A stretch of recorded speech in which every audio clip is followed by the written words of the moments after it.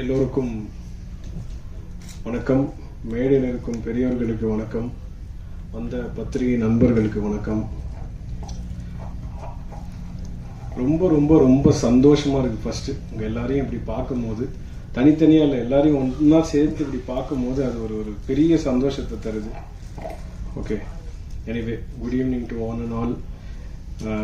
தில் ராஜா இந்த படத்துக்கு வந்து மியூசிக் டைரக்டரா மட்டும் இல்லாம இன்னொரு அடிஷ்னல் ஒரு விஷயத்த இங்க சொல்றாங்க. இதுக்கு மேல அதுக்கப்புறம் நடிப்பனா என்னன்னு தெரியாது. இந்த ஒரு பாட்டு ஏன் பண்ண அப்படின்ற ஒரு ரீசன் என்னன்னு அதோட ஸ்டார்ட் பண்ணிக்கிறேன். படம்லாம் முடிஞ்சிச்சு, ஒரு இன்ட்ரோ சாங் இருந்தா நல்லா இருக்கும் அப்படின்னு சொல்லி எதிர்பார்த்தாங்க. சரி ரைட்டு, நல்லா என்ன மாதிரி வேணும் அப்படின்னும் போது ஒரு நல்ல ஒரு ஆக்ஷன், ஒரு மாஸ் சாங் வேணும். அப்புறம் நானும் டைரக்டர் சார், ஹீரோ எல்லாரும் கலந்து பேசி இது எப்படி பண்ணலாம் அப்படின்னும் போது ஒரு கொஞ்சம் ஹியூமர் இருக்குன்னா நல்லா இருக்கும். ஹியூமர்லாம் யார் சார், நம்ம அந்த படத்துல அந்த விஜய் டிவி அவங்கெல்லாம் வச்சு பண்றீங்களா அப்படிதான், அப்படியே அப்படி கொஞ்சம் கொஞ்சம் நவுத்தி போவாங்கல்ல, அப்படியே நெருக்கும் போது சரி ஓகே ஏதாவது ஒரு நல்ல கண்டென்ட்டா எடுத்து பண்ணா நல்லா இருக்கும்.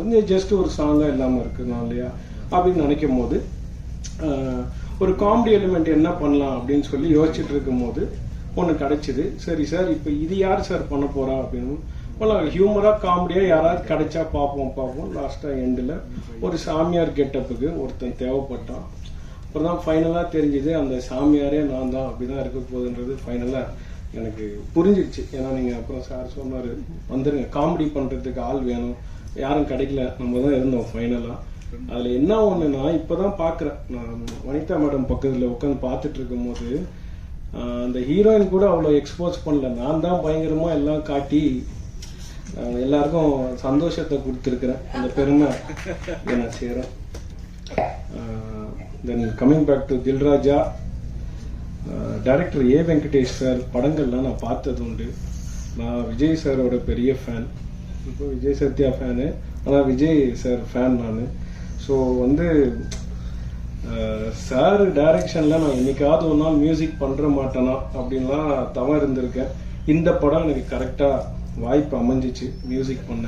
அவரோட எவ்வளோ படங்கள் பண்ண டைரக்டர், எவ்வளோ சீனியர் டைரக்டர். இதுல என்னன்னா எங்க அம்மாவும் அவரோட டைரக்ஷன்ல ஒரு படம் பண்ணியிருக்காங்க, அதுவும் விஜய் சார் படம்னு இருக்கும் போது எனக்கு அது இன்னும் ரொம்ப ஒரு ஆர்வம். அவரோட மியூசிக்ல அவரோட டைரக்ஷன்ல எப்படியாவது நம்ம ஒரு பாட்டு பண்ணிட மாட்டோமோ நினைக்கும் போது ஒரு ஃபுல் பெரிய படம் கிடைச்சது. அது ப்ரொடியூசருக்கும் விஜய் சத்யா சாருக்கு I thank this moment. Thank you bro. Then coming back to hero, இவர் என்னோட நல்ல ஃப்ரெண்ட். ஃபர்ஸ்ட் எல்லாரும் கூடயும் நல்லா பழகுவாரு. இப்போ நீங்க பாக்குறீங்களா இந்த தோற்றம் வந்து எப்படி இருக்கணும்னா ஒரு எக்ஸ்பென்சிவ் கார்ல வந்துட்டு நிறைய ஃபோன்ஸ் வச்சுட்டு ஜாலியா, இந்த மாதிரி ஜாலியா இருந்தா என்ன பணம் போட ஆள் இருக்குன்னு வச்சுக்கோங்களேன், ஜாலியா சுத்தலாம். அந்த மாதிரிலாம் இல்லை, தான் உடலை வந்து நல்லா வற்புறுத்தி ஒரு 6 பேக்கு 24 பேக்கு எவ்வளோ பேக் தெரியாது இப்போ இருக்கு, இவ்வளோ பேக்கை ரெடி பண்ணி மக்களுக்கு என்டர்டெய்னரா இருக்கணும். ஹீரோவா நான் கேட்டேன், என்ன bro you want to become, இந்த கேஜிஎஃப்லாம் வருமே அந்த மாதிரி ஒன்று ஆகணுமா? இல்லை bro, I want to become a nice entertainer to the ஆடியன்ஸ்னாரு. அது இந்த நேரத்தில் உங்க எல்லாரையும் வந்து தாழ்மையா கேட்டுக்கிறேன், அவருக்கு உங்க சப்போர்ட்டை கொடுத்து அந்த லிஸ்ட்ல அவரை அமிச்சிங்கன்னா அவர் இன்னும் உங்களுக்கு இன்னும் பெட்டர்மெண்ட் கொடுக்கறதுக்கு கண்டிப்பா இஸ் த ரைட் பர்சன். நான் இந்த மேடையை எடுத்துக்கிறேன் சொல்றதுக்கு. அவருக்குள்ள நிறைய வழிகள் இருக்குங்க. இப்படி ஸ்டைலா உட்கார்ந்து இருக்கிறது ஓகே, பட் அதெல்லாம் நான் கேட்டேன். இந்த படம் பண்றதுக்கு எனக்கும் ஒரு ரீசன் இருக்கும். சரி, ஒரு பைப் லைன்ல ஒரு பெரிய படங்கள் பண்ணிட்டு இருக்கும் போது அப்படியே போயிடணும்னு சொல்லி நிறைய பேர் அட்வைஸ் பண்ணுவாங்க. ஆனா ஒரு நல்ல படத்துல நம்ம இருக்கோம், அது பெரிய படம் சின்ன படம்னு இல்லை, நல்ல படத்துல இருக்கும் போது அது ஆட்டோமேட்டிக்கா அவங்க யாரு அப்படின்னு சொல்லி தெரியும். அதுவும் எனக்கு இவ்வளவு வருஷத்துக்கு அப்புறம் இந்த மேடையில ஒரு கிட்டத்தட்ட 2010ல நினைக்கிறேன் அம்மா வந்து ஒரு படத்துல லான்ச் பண்ணாங்க, அதாவது ஹீரோவா. அதுக்கப்புறம் நினைச்சிட்டேன் இனிமே இந்த ஃப்ரேம் முன்னாடி வரவே கூடாது. அப்பா எவ்வளோ ஒரு ஸ்ட்ரெஸ், எவ்வளோ ஒரு ஸ்ட்ரெயின். நம்ம பேக்லயே இருந்து ஜாலியா ஏசியில ஜாலியா மியூசிக் பண்ணிட்டு இருக்கலாம். கே ராஜன் சார் டைரக்ட் பண்ணி நான் அந்த படத்துக்கு மியூசிக் பண்ணிருக்கேன்னா அப்ப பார்த்தேன் எவ்வளவு கம்ஃபர்ட்டா நான் இருந்திருப்பேன். அவரோட பாடல் வரிகள்ல கூட நான் மியூசிக் கம்போஸ் பண்ணிருக்கேன். அவர் எப்பேற்பட்ட ஆளு உங்க எல்லாருக்கும் தெரியும்ல.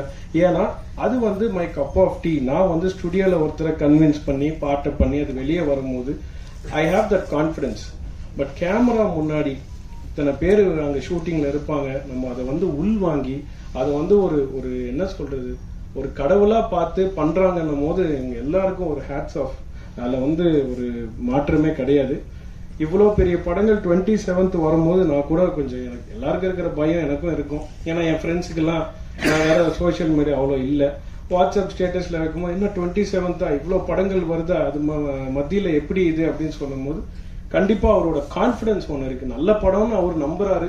அந்த நம்பிக்கையை நீங்க எல்லாம் நிஜமாக்குவீங்க நான் நம்புறேன். ஏன்னா நான் ரீரெக்கார்டிங் பண்ணும்போது நான் பார்த்தேன் படத்துல ஒரு அவர்ஷனோ ஏன்டா இந்த படத்துக்கு போறோம் அப்படின்னு இருக்காது.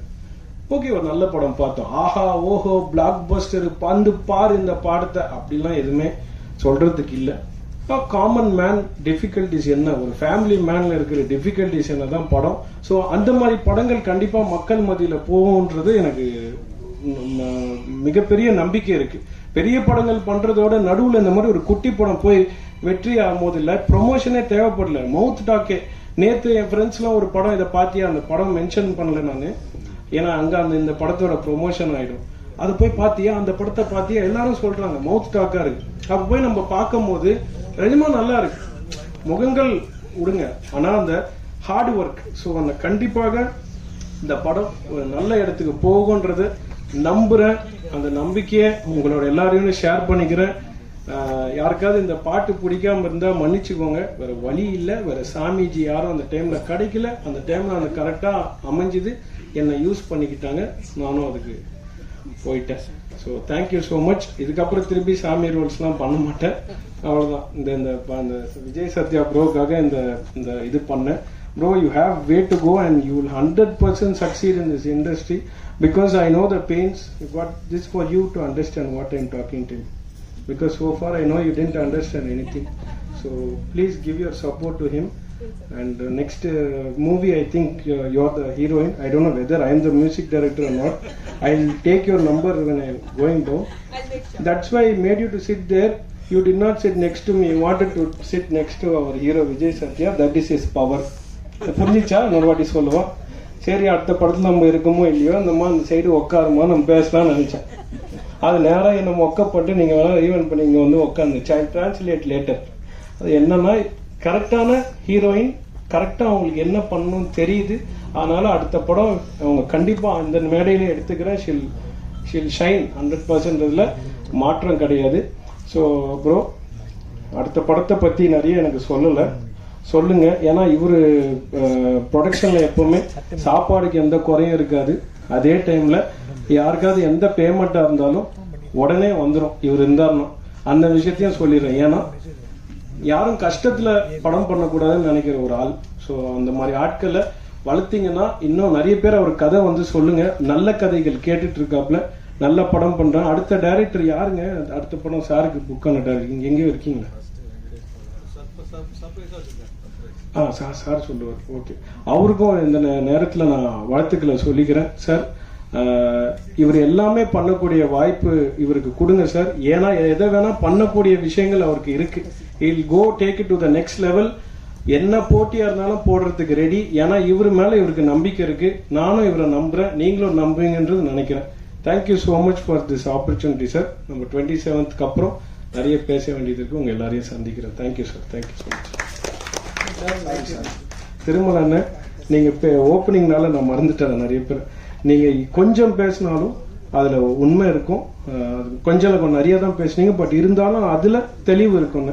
ராஜன் சார், ரொம்ப நேரம் எடுத்துக்காதீங்க, பசிக்குது சார். நீங்க உங்களோட ஆசீர்வாதம், உங்களோட ஃபேனா கேட்கிறேன், பசிக்குது சார். ஒன்று.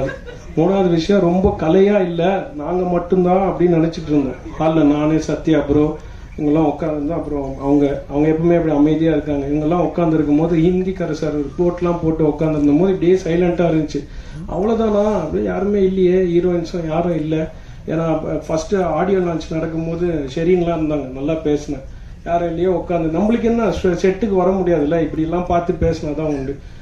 பார்த்தே இருக்கும்போது டக்குன்னு ஒரு அலை சவுண்டு, பயங்கரமா ஏதோ வண்டி கிராஷ் ஆனமோ பிரச்சனைலாம் ஓடுற சவுண்ட். அப்ப தெரியும் வனிதா மேடம் என்ட்ரி ஆயிட்டாங்க.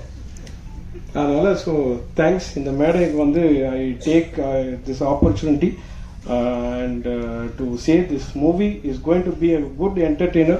And sir, thanks for choosing me sir. என்னோட கனவு வந்து ஒரு கனவு நினைவாயிடுச்சு சார். சார் நீங்க உங்களை விட்டு வர பயமா இருக்கு சார். நீங்க கொஞ்ச நாள் எவ்வளவு நேரம் எனக்கு தெரியாது. இவ்வளோ அழகாக தமிழ்ல தான் பேசணுன்ற எங்களோட சார் ராஜன் சார் என்ன பாட்டு எழுதியிருந்தார் தெரியுமா? ஊத்து மச்சான் ஊத்து நீ ஓவரா தான் ஊத்து, ஏத்து மச்சான் ஏத்து நீ ஏடா கூடமா ஏத்து அப்படின்னு சொல்லி ஒரு தத்துவ பாடலை. ஏன்னா இப்படி எழுதுவாருன்னு சொல்லிட்டு சும்மா வந்துட்டு இல்ல நீங்கள் நல்லா இருக்க வேண்டும் 4 பேர் மதிக்க வேண்டாம். யார் இதெல்லாம் கேட்கறதுக்கு ரெடியா இருக்கு சார்? நானே தூங்கிடுவேன். எனக்கும் சொன்னார், அப்படியா உனக்கு என்ன மாதிரி வேணும், அவுத்துடு ஏத்துடு இது மாதிரி வேணுமா? இல்லை சார், இந்த மாதிரி யூத்தா கேட்கணும்னு நான் மிரண்டுட்டேன். ஊத்து மச்சான் ஊத்து நீ ஓவரத்தான் ஊத்துனாரு. நான் மிரண்டேன் சார். அந்த பாட்டு கண்டிப்பா ஒரு நாள் வெளியே வந்து பெரிய தத்துவ பாடலா வரணும். வேண்டாம் வரல, இறைவனை வேண்டிக்கிறேன். நன்றி சார். தேங்க்யூ. சூப்பர் சார், ரொம்ப தன்னடக்கமா பேசிட்டீங்க. பல